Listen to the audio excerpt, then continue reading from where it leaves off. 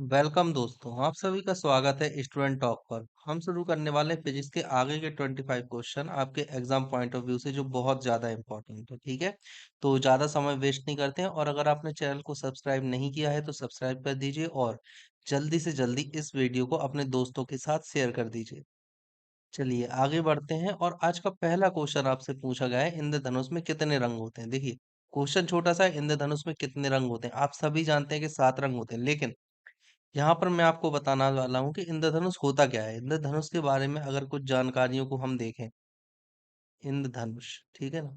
सबसे पहला आपको ये देखना है, इंद्रधनुष बनता है हमेशा वर्षा के बाद।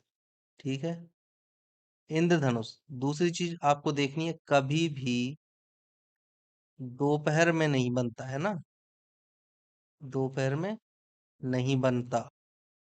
और इसके बाद आपको एक और चीज याद रखनी है कि सूर्य की विपरीत दिशा में बनता है। मतलब अगर सूर्य वेस्ट में है तो इंद्रधनुष ईस्ट में बनेगा, और अगर सूर्य ईस्ट में है तो इंद्रधनुष वेस्ट में बनेगा, है ना। विपरीत दिशा में बनता है हमेशा। ये तीन चीजें आपको याद रखनी है। इसके अलावा इंद्रधनुष कितने टाइप के होते हैं? मेनली दो टाइप के होते हैं। पहला होता है एक जिसे हम बोलते हैं प्राइमरी, मतलब प्राथमिक, और दूसरा होता है सेकेंडरी, है ना।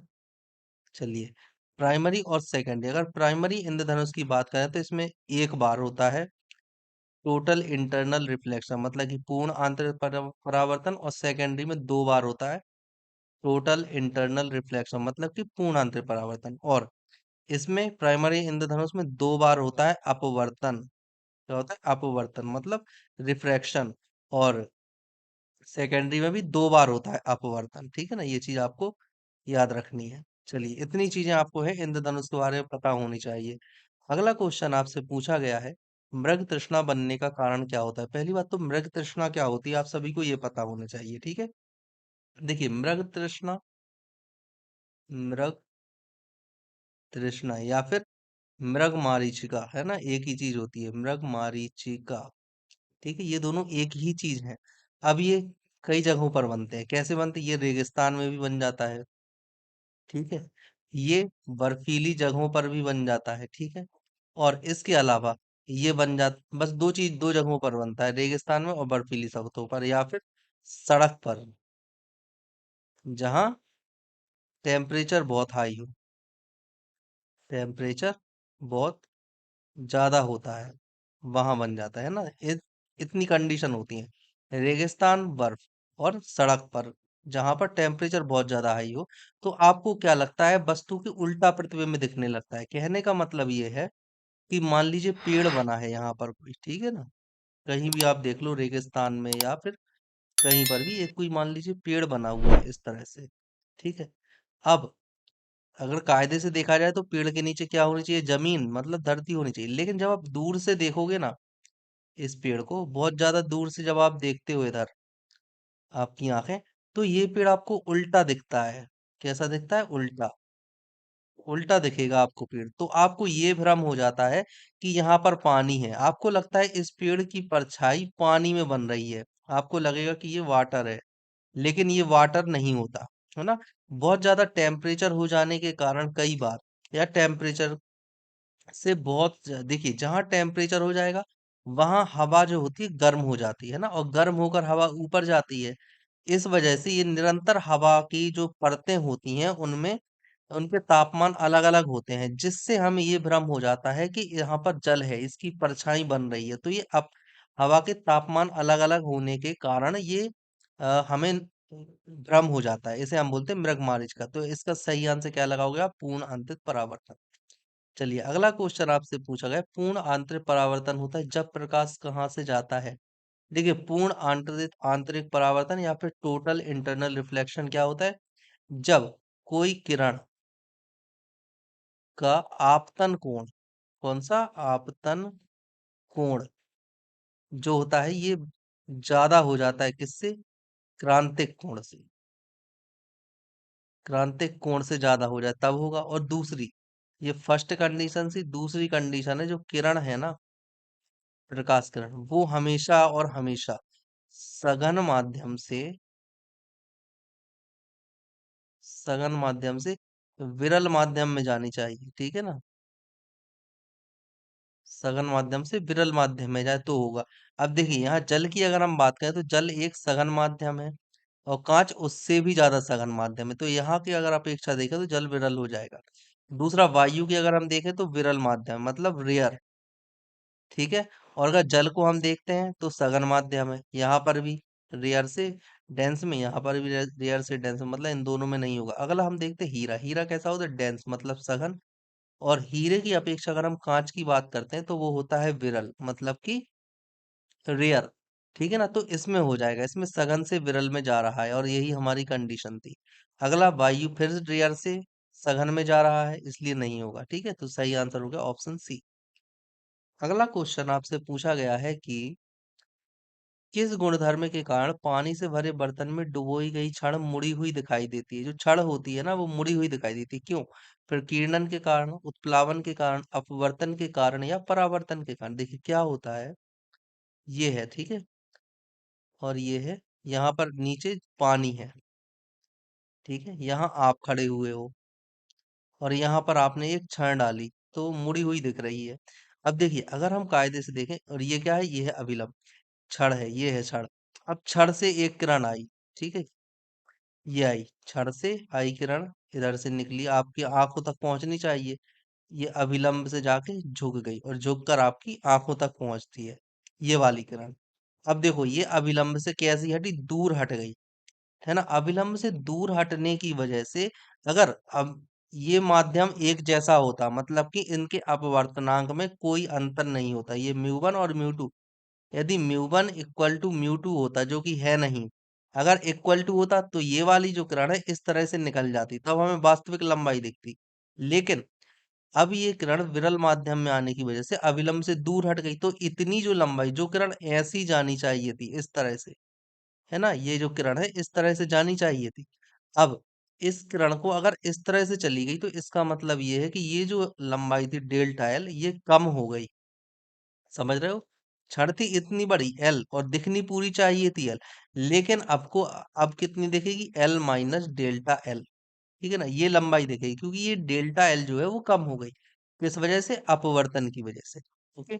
अगला क्वेश्चन आपसे पूछा गया है, सूर्य ग्रहण कब होता है। सूर्य ग्रहण चतुर्थांश चंद्रमा के दिन, पूर्णिमा के दिन या प्रतिपदा। तो सही आंसर है प्रतिपदा। देखो प्रतिपदा क्या होती है, दो पूर्णिमा के बीच में एक प्रतिपदा आती है, ठीक है। चलिए अगला क्वेश्चन आपसे पूछा गया है, प्रकाश का वेग सर्वप्रथम किसने मापा था। ये बहुत इंपॉर्टेंट क्वेश्चन और कई बार आया, किसने मापा था, रोमर ने। सही आंसर क्या है, ऑप्शन सी, याद रखना है। गैलीलियो, माइकलसन, न्यूटन, इन सभी के बारे में भी आपको थोड़ा थोड़ा पता होना चाहिए। अगला क्वेश्चन, प्रकाश में ध्रुवण की घटना से यह सिद्ध होता है कि प्रकाश कैसा है। पहली बात तो ध्रुवण, देखो कई फिनोमेना होते हैं तरंग के, आप देखें अगर तो व्यतिकरण भी होता है, ठीक है ना, विवर्तन होता है, परावर्तन होता है, अपवर्तन होता है ना, अपवर्तन, अपवर्तन होता है, प्रकीर्णन होता है, और भी बहुत सारे होते हैं, उनमें से एक होता है ध्रुवण, ठीक है। अब जो ये ध्रुवण होता है, ये वाले जो फिनोमिना, व्यतिकरण, विवर्तन, परावर्तन, है ना, अपवर्तन, विवर्तन, परावर्तन, अपवर्तन, ये तीनों क्या है, साउंड वेव भी दर्शाती है, साउंड वेव भी दर्शाती हैं और ऑप्टिक्स भी दर्शाता है। लेकिन अगर ध्रुवण की बात करो तो ये सिर्फ और सिर्फ कौन सी तरंग में होता है, अनुप्रस्थ तरंगों में होता है, अनुप्रस्थ तरंगों में ही होता है ये केवल। और ये होने के लिए जरूरी है कि तरंग की प्रकृति कैसी हो, कण की हो, ठीक है, कण प्रकृति का तरंग होना चाहिए। अब यहाँ पर आपसे पूछा गया ध्रुवण की घटना क्या बताती है, तरंग एवं कण दोनों में समान है ना। प्रकाश की तरंग है, तरंग देखो तरंग में तो है ही, लेकिन कण में भी समान है, इसलिए तरंग एवं कण दोनों में समान है। अगला क्वेश्चन आपसे पूछा है कि प्रकाश का वेग अधिकतम होता है। देखिए प्रकाश का वेग समानुपाती होता है एक बटे अपवर्तनांक के, है ना, माध्यम का अपवर्तनांक। देखिए यदि माध्यम का अपवर्तनांक हाई है तो वेग कैसा हो जाएगा, कम हो जाएगा। अगर माध्यम का अपवर्तनांक कम है तो वेग कैसा हो जाएगा, वेग ज्यादा हो जाएगा, ठीक है ना। ये फॉलो होती है, ये वाली चीज याद रखनी है।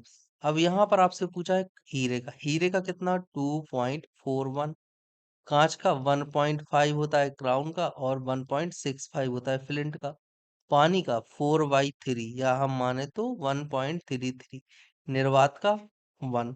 तो सबसे कम किस में है? सबसे कम है निर्वात में। अगर निर्वात का अपवर्तनांक कम है तो वेग ज्यादा हो जाएगा। सबसे अधिक किस में होगा? निर्वात में। चलिए अगला क्वेश्चन आपसे पूछा गया है। अब आपसे पूछा है कि माध्यम के ताप में वृद्धि के साथ प्रकाश की गति पर क्या प्रभाव पड़ेगा। यहाँ पर बात हो रही है प्रकाश की। कोई माध्यम है, उसका आपने टेम्परेचर बढ़ा दिया, तो आपको बताना है कि प्रकाश की गति पर क्या प्रभाव पड़ेगा। प्रकाश की गति बढ़ जाएगी, गिर जाएगी अचानक, या फिर वैसी ही रहेगी, या घटती है। तो सही आंसर है वैसी ही रहेगी। जो प्रकाश की गति है, प्रकाश की, ये कैसी होती? अप्रभावित। अप्रभावित। लेकिन जो ध्वनि होती है, ध्वनि की गति, ये कैसी होती है? प्रभावित। ठीक है। अब अगर टेम्परेचर आप इंक्रीज कर देते हो तो वेग कैसा हो जाएगा? इसका बढ़ जाएगा। और अगर आप टेम्परेचर को डिक्रीज कर देते हो तो वेग जो होता है ध्वनि का, वो घट जाता है ना। ये ध्वनि के बारे में बोला है ये वाला। और प्रकाश की तो अप्रभावित रहती है, इस तरह से। ठीक है ना, याद रखना है आपको, बहुत इंपॉर्टेंट चीजें हैं ये दोनों। अगला क्वेश्चन। और हाँ, जैसे प्रकाश अप्रभावित रहता है किससे? ताप से। उसी तरह से ध्वनि अप्रभावित रहती है किससे? दाब से, है ना। याद रखना है इस चीज को। चलिए अगला क्वेश्चन हम देखते हैं। सूर्य ग्रहण के समय सूर्य का कौन सा भाग दिखाई देता है? सूर्य ग्रहण आपने देखा होगा, ऐसा होता है सूर्य, हाँ? और यहाँ है पृथ्वी। तो जब पृथ्वी, अर्थ और सन के बीच में एक मून आ जाता है, चंद्रमा आ जाता है, तो हमें सूर्य पूरी तरह से नहीं दिखाई देता। फिर भी सूर्य से कुछ ना कुछ रोशनी निकलती हुई हमें दिखाई देता है, कोई भाग हमें दिखाई देता है। तो सूर्य ग्रहण के समय जो भाग हमें दिखाई देता है उसे क्या कहते हैं? आपसे ये पूछा गया है। वर्णमंडल, क्रीट, प्रभामंडल, या कोई भी नहीं। सही आंसर है क्रीट, है ना। उसको क्रीट कहते हैं जो हमें सूर्य ग्रहण के समय दिखाई देता है, सूर्य का भाग। अगला क्वेश्चन आपसे पूछा गया है, प्रकाश तरंग किस प्रकार की तरंग है? प्रकाश तरंग किस प्रकार की तरंग है? आपसे ये पूछा है। अनुदैर्ध्य, अनुप्रस्थ, उपयुक्त दोनों, या इनमें से कोई। देखो अनुदैर्ध्य तरंग क्या होती है? माध्यम की आवश्यकता होती है अनुदैर्ध्य तरंगों में, है ना। इसके अलावा जो तरंग संचरण, जो कण, जो तरंग के कण होते हैं ना, वो कण, जो कंपन होता है अनुदैर्ध्य तरंगों में, कणों का कंपन तरंग संचरण की दिशा में होता है। लेकिन जो अनुप्रस्थ तरंगे होती हैं, इनमें दो चीज आपको याद रखना है। पहली बात तो ये माध्यम अनावश्यक है ना। मतलब आवश्यकता नहीं है माध्यम की। और दूसरा, इसमें याद रखना है कि जो तरंग संचरण की दिशा के लंबवत कणों का कंपन होता है। तो प्रकाश में क्या माध्यम की आवश्यकता होती है? नहीं होती है ना। प्रकाश निर्वात में भी चल लेता है, इसलिए अनुप्रस्थ तरंगे हैं, याद रखना है। अगला क्वेश्चन आपसे पूछा गया है, डेसिबल क्या है? देखो बेल आप जानते हो क्या होती है? बेल, देखो यहाँ पर आपसे पूछा गया संगीत नोट, मतलब स्वर। ध्वनि का स्तर मापन, संगीत यंत्र, या इनमें से कोई नहीं। देखो वेल क्या होता है? वेल होता है ध्वनि मापने का, ध्वनि तीव्रता मापन करते हैं इससे। अब डेसीबेल क्या होगा? डेसीबेल मतलब क्या होता है? 1/10 बेल, है ना। इसे हम बोलते हैं डेसीबेल। तो ये क्या करता है? ये भी ध्वनि को ही मापेगा। Option B. अगला क्वेश्चन आपसे पूछा है, सोनार अधिकांशतः प्रयोग में लाए जाते हैं। सोनार क्या होता है? एस ओ से होता है साउंड, एन से होता है नेविगेशन, है ना, नेविगेशन। ए से होता है एंड, और आर से होता है रेंजिंग, है ना। कई बार फुल फॉर्म भी पूछ लेते हैं। साउंड, नेविगेशन एंड रेंजिंग बोलते हैं हम सोनार को। अब आपको ये बताना है सोनार उपयोग किस में होता है। अंतरिक्ष यात्रियों द्वारा उपयोग किया जाता है, नौ संचालकों द्वारा उपयोग किया जाता है, इंजीनियरों द्वारा, या डॉक्टर द्वारा। सही आंसर नौ संचालक। और क्यों उपयोग किया जाता है? गहराई मापने में। किस चीज में? गहराई मापन में सोनार का उपयोग किया जाता है, समुद्र के अंदर। अगला क्वेश्चन, अशुद्धियों के कारण द्रव का क्वथनांक कैसा हो जाएगा? अगर आप कोई द्रव है, ठीक है, ये है, इसमें आपने अशुद्धि मिला दी, इम्प्योरिटी मिला दी, है ना, तो क्या असर पड़ेगा? इसका जो क्वथनांक होता है वो बढ़ जाता है। अब बढ़ क्यों जाता है क्वथनांक, ये सोचने वाली बात है। अगर आपने अशुद्धि मिला दी तो क्वथनांक बढ़ क्यों गया? ठीक है, तो एक क्वथनांक इसलिए बढ़ जाता है अशुद्धि मिला देने से, क्योंकि ये जो सांद्रता बढ़ जाती है इसकी, ये रहा क्वथनांक आपने अशुद्धि मिलाई तो इसकी जो है ना सांद्रता इंक्रीज हो गई, सांद्रता बढ़ गई। सांद्रता बढ़ गई मतलब क्वथनांक भी बढ़ जाएगा, मतलब वेपर पॉइंट भी बढ़ जाता है। ये चीज आपको याद रखनी है। अगला क्वेश्चन आपसे पूछा है, कमरे को ठंडा किया जा सकता है। कमरे को ठंडा आप कैसे करोगे? जैसे ये है कमरा, अभी इसमें हीट है, हीट है, ठीक है, किसी चीज में। आपको अब इस चीज को ठंडा करना है तो आपको कोई ऐसी चीज लेके आनी पड़ेगी जो कि इस हीट को क्या करे, एब्जॉर्ब कर ले। ठीक है ना, याद रखना है, कमरे के अंदर जो भी ऊष्मा है, जो टेम्परेचर है, उसे एब्जॉर्ब कर ले। कोई ऐसी चीज आपको कमरे के अंदर रखनी होगी। जैसे आप देखते हो कि सिलिकेट की एक छोटी सी पाउच दिया जाता है बहुत सारी चीजों में। आप अगर कोई बैग वगैरह खरीदो तो उस चीज की नमी सोखने के लिए एक सिलिकेट का पाउच रख दिया जाता है बैग में, जिस वजह से नमी नहीं पकड़ती। इसीलिए क्योंकि वो बैग के अंदर की नमी सोख लेता है। तो इसी तरह अगर आप कमरे को ठंडा करना चाहते हो तो आपको कोई एक ऐसी चीज लानी पड़ेगी कमरे के अंदर जो कमरे की ऊष्मा को या हीट को एब्जॉर्ब कर ले। तो ऐसा क्या हो सकता है? क्या रसोई गैस ऐसी चीज है जो ऊष्मा को एब्जॉर्ब कर लेती है? तो नहीं करती। ठोस को पिघलाने से क्या हो जाएगी एब्जॉर्ब? बिल्कुल नहीं होगी। पानी के बहने से क्या ऊष्मा एब्जॉर्ब होती है? नहीं। अगला क्वेश्चन क्या है, संपीड़ित गैस। क्योंकि ऑलरेडी देखो संपीड़ित गैस क्या होती है, बहुत ज्यादा ठंडी होती है एक तो, है ना, ठंडी होती है। ठंड हाँ, ठंडी होती है और हाई प्रेशर पर होती है, हाई प्रेशर पर होती है। और कैसी होती है? बहुत हल्की होती है ना, बहुत हल्की होती है। तो जैसे ही आप ठंडी गैस मतलब संपीड़ित गैस को आप कमरे के अंदर छोड़ोगे ना तो ये कमरे की हीट को एब्जॉर्ब कर लेगी। कमरे के अंदर जो ऊष्मा है उसे संपीड़ित गैस एब्जॉर्ब कर लेगी, जिस वजह से कमरा ठंडा हो जाएगा। अगला क्वेश्चन आपसे पूछा गया है, ऊष्मागतिकी का प्रथम नियम किस अवधारणा की पुष्टि करता है? ऊष्मागतिकी का प्रथम नियम, ऊष्मागतिकी के कितने नियम है? चार नियम है ऊष्मागतिकी। पहला है शून्य, फिर है फर्स्ट, फिर है सेकंड और फिर है फोर्थ। ठीक है ना, ये चार नियम है। तो आपको बताना है ऊर्जा संरक्षण कौन से नियम से प्रथम नियम से क्या बताया जाता है? सही आंसर है ऊर्जा संरक्षण।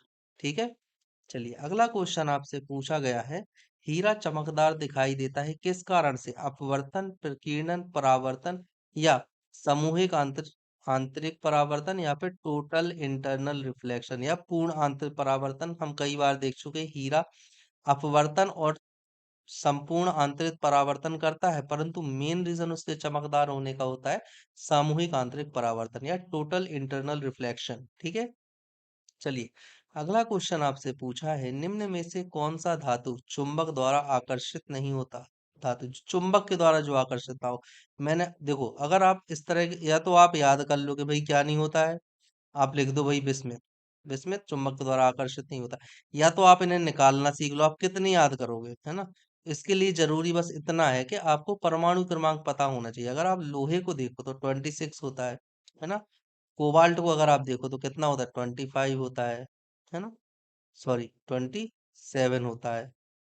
निकेल का कितना होता है? 28 होता है। बिस्मिथ का कितना होता है बताओ? हम्म, चलिए अब देखो, जैसे ही अगर इसको देखो आप तो इसका इलेक्ट्रॉनिक विन्यास का अब क्या बनेगा? 2, 8, 8 और 6। इसका इलेक्ट्रॉनिक विन्यास क्या बनेगा? 2, 8, 8 और 8। इसका इलेक्ट्रॉनिक विन्यास का बनेगा 2, 8 और 18।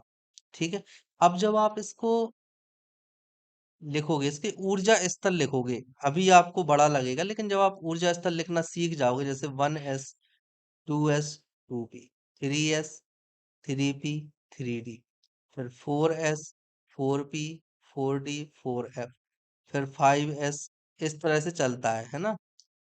और वापस आते आते ये बाद में 8f तक आएगा। 8f के बाद ये नहीं बढ़ता आगे, है ना। इतने में ही पूरे तत्व हो जाते हैं। अब आपको ये देखना है कि जब आप कक्षक फिल करते हो ना तो कौन सा कक्षक है जिसमें कि एक इलेक्ट्रॉन आ जाता है। जिसमें एक इलेक्ट्रॉन आ जाएगा वो अनुचुंबकीय हो जाता है, और जिसमें दोनों इलेक्ट्रॉन जाए मतलब पूरी तरह से कक्षक भर जाता है तो वो प्रतिचुंबकीय मतलब आकर्षित नहीं होता। तो बिस्मिथ का जब आप बनाओगे तो वो प्रतिचुंबकीय मतलब आकर्षित नहीं होगा। ठीक है। अगला क्वेश्चन, चुंबकीय फ्लक्स का मात्रा क्या होता है? याद करना है ये चीज आपको, है ना। चुंबकीय फ्लक्स का मात्रा क्या होता है? वेबर।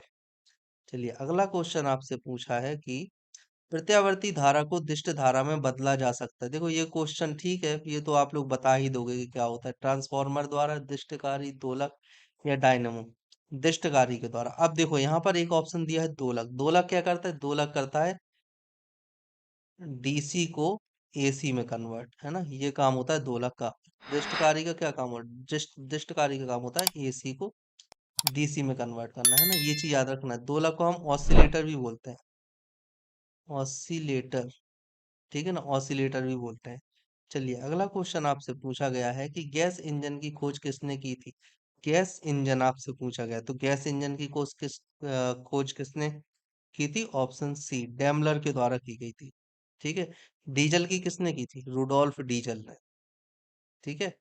अगला क्वेश्चन, परमाणु बम का विकास किसने किया था? आप सभी ये बात बहुत अच्छे से जानते हो कि परमाणु बम का विकास किसने किया था। आपके ऑप्शन है वर्नर वान ब्रॉन, रॉबर्ट ओपनहीमर, सैमुअल कोहेन या एडवर्ड टेलर। इन सभी, ये जो जितने वैज्ञानिक हैं ना, ये सभी बहुत ज्यादा फेमस है। ठीक है। इन सब की खोज आपको पता होनी चाहिए, कुछ की मैं इसी लेक्चर में कंप्लीट करवा दूंगा। अगर आप बोलो परमाणु बम की खोज किसने की थी, आपको याद रखना है रॉबर्ट ओपनहीमर ने। अगला क्वेश्चन आपसे पूछा गया प्रक्षेपास्त्र का विकास किसने किया था? वही ऑप्शन है सेम। ठीक है, बस ऊपर नीचे हुए हैं। सही आंसर क्या हो जाएगा? प्रक्षेपास्त्र। प्रक्षेपास्त्र मतलब मिसाइल, है ना। उसका विकास किसने किया था? वर्नर वॉन ब्रॉन ने। और भारत के परिप्रेक्ष्य में अगर आप देखो तो एपीजे अब्दुल कलाम, है ना। इन्हीं के नाम पर मिसाइल का नाम रखा गया है K4। चलिए अगला क्वेश्चन आपसे पूछा गया है हाइड्रोजन बम किसने विकसित किया था? Hydrogen bomb. अब देखो हम अभी जो पढ़ चुके हैं, हम बर्नर बॉन्ड पढ़ चुके हैं। इसके अलावा अगर हम देखें तो हम क्या पढ़ चुके, अभी हमने इसके अलावा इन तीनों में से नहीं पढ़ा है। ठीक है ना। तो देखिए आपसे पूछा गया हाइड्रोजन बम किसने विकसित किया था? सही आंसर है हाइड्रोजन बम विकसित किया था एडवर्ड टेलर ने। ये चीज याद रखनी है। परमाणु बम किसने किया था विकसित? परमाणु बम किसने विकसित किया था? बताइए। ओपनहीमर ने। ठीक है। और यहाँ पर अगर आप आगे देखो लेजर का आविष्कार। लेजर मतलब क्या होता है? LASAR। लेजर। लेजर का आविष्कार किसने किया था?